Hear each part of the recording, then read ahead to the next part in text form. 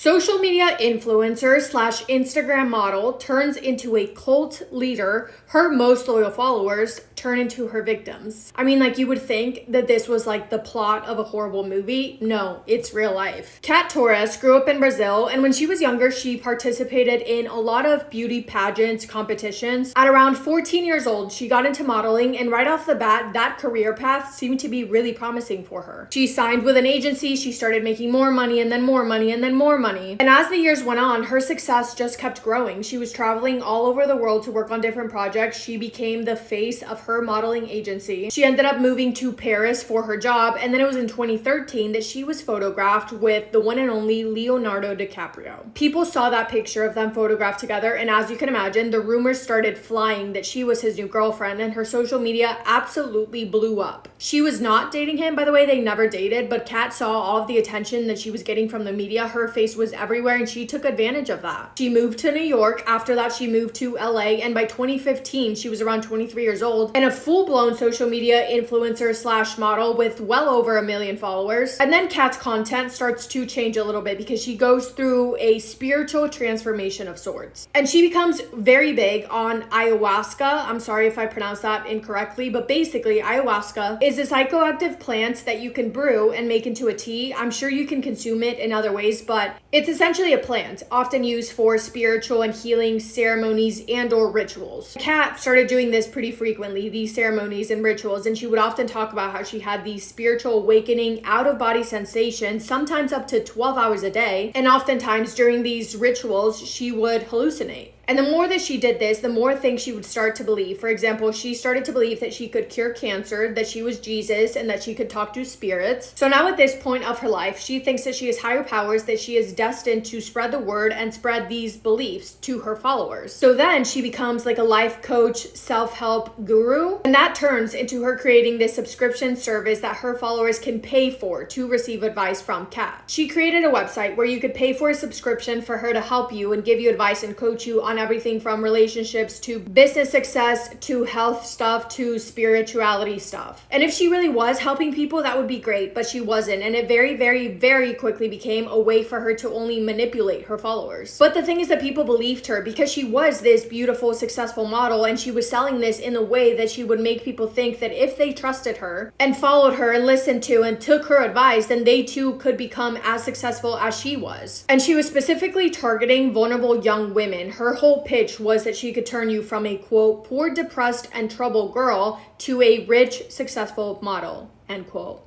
Now we get to 2019, Kat is in her late 20s and she decides now is the time for her to get a personal assistant. She turns to social media and makes a post about this, encouraging her followers to apply, which is when she hires a girl named Anna to become her live-in assistant. Anna, like Kat, was also from Brazil, and she first stumbled across her social media pages in 2017. She saw her as an inspiration and she looked up to her. Because Anna had a difficult upbringing, she had been in toxic relationships, she held a lot of trauma from her childhood, and she felt quite vulnerable. But when she saw Kat's social media, she kind of saw herself in her. She remembers thinking, quote, she kind of resembled Hope for me. She seemed like she had overcome violence in her childhood, all of these traumatic experiences, end quote. And apart from thinking highly of Kat, Anna also respected her, and most importantly, she believed everything that she saw on social media because Kat was seen hanging out with celebrities. She was seen on magazine covers. It is so easy to believe that you would look at Kat and think that she was a credible person with good intentions. So Kat hires Anna. Anna moves to New York to live with Kat, and when she gets there, she is shocked, and not in a good way. Kat's life at home was nothing like she made it out to be on social media. Her house was a disaster. It looked like nobody had cleaned for months. There were piles of stuff everywhere, dirty dishes. It looked like Kat was a borderline hoarder. It was so bad, but Kat now had Anna, so who was gonna take care of doing everything in the house, of doing every single chore? Well, Anna was. Anna was expected to not only be her quote-unquote assistant, but to basically be at Kat's beck and call for anything and everything. She also was not given her own room or bed to sleep in. Anna had to sleep on a couch, and the thing about that is that Kat had 8 animals that she did not let go outside to use the bathroom. So the couch that Anna slept in covered in cat urine. For 3 months, Kat demanded that Anna be glued to her side at all times, every day, in every single situation. So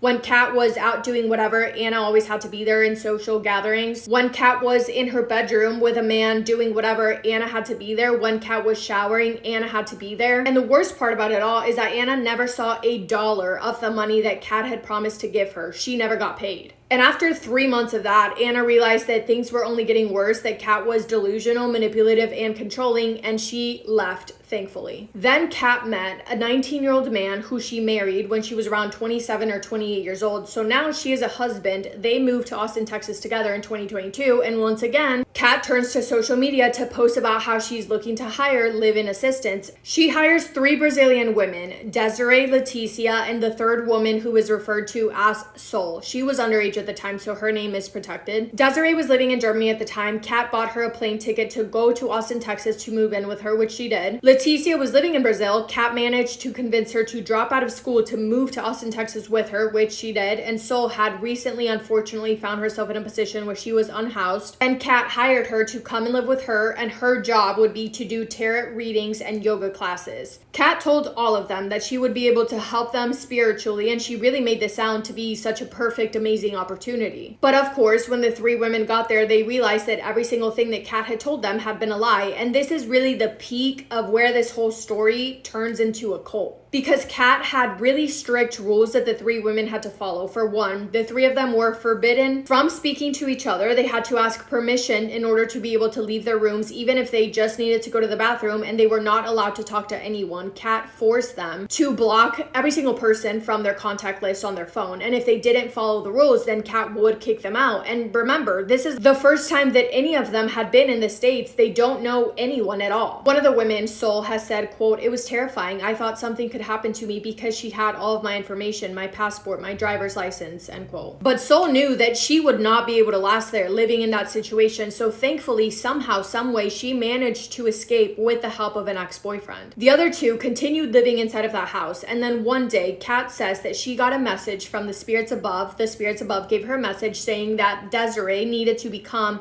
an adult dancer at an adult club. She tells Desiree this. She tells her that she has to do it. And not only that, but every single cent that she earns, she has to turn around and give it to Kat. If she didn't agree to it, Kat told her that she would have to pay her back for money that she owed her, money from her flight from Germany to Texas, for the bedroom that she was living in, for the furniture that she used, and even for the witchcraft ceremonies that Kat performed on her. Desiree doesn't know what to do. She doesn't have any money to pay Kat for anything. She's also in the States by herself in this country where she does not know anyone. So she agrees, and she gets a job working at this adult club, working 7 nights out of the week for very, very long hours. And Kat took every single dollar that she earned. But of course, that wasn't enough for Kat. And sooner than later, she tells both women that they have to become escorts. She signs them up on escort websites, creating profiles for them and giving them daily quotas that they had to meet. Kat told Desiree and Leticia that if they did not make $3,000 a day, she would not let them inside of the house that night. One of them has said that there were several different times where she had to sleep outside because she was unable to make and bring home $3,000 for the day. Things go on like this for a while, but then Desiree and Leticia's families back in Brazil are getting more and more worried each day that goes by with no contact, because remember, Kat wouldn't let them talk to anyone. And eventually their families officially report both of them missing in 2022 to authorities because they hadn't heard anything from them. Their families also start social media campaigns to try and find them, and suddenly their disappearance is all over the news and the media, which is when Anna sees this online. Anna was Kat's first victim. Anna goes to report this to authorities, which is when the FBI gets involved. And that's when they discover pictures of both women on escort websites. And I guess by this point, Kat must have seen this online because that's when she leaves Texas and goes to Maine, taking the 2 women with her. The FBI notifies the sheriff's local offices in Maine and loops them in. And thankfully, finally, in November of 2022, officers are able to convince Kat along with the 2 women to come into the station to be questioned in Maine. And boom, right then and there, Kat Torres is finally arrested. The 2 women were sent home safely back to Brazil to be with their families, and Kat was facing official charges of human trafficking and slavery. In July 2024, she was found guilty and sentenced to 8 years in prison. Since then, more than 20 women have come forward and reported that they too were scammed by Kat. And many of them have said that they are still undergoing psychiatric therapy to recover from everything that Kat put them through. Insane, and yet another reason as to why you should not believe everything that you see on the internet. But that is all I have for today's story. Let me know what your thoughts are on this because I'm like bamboozled. But yeah, Hope you guys are having the best day. If not, go do something to make it the best day. Make somebody happy, and I will see you in my next video. Massive kiss on the forehead to every single one of you.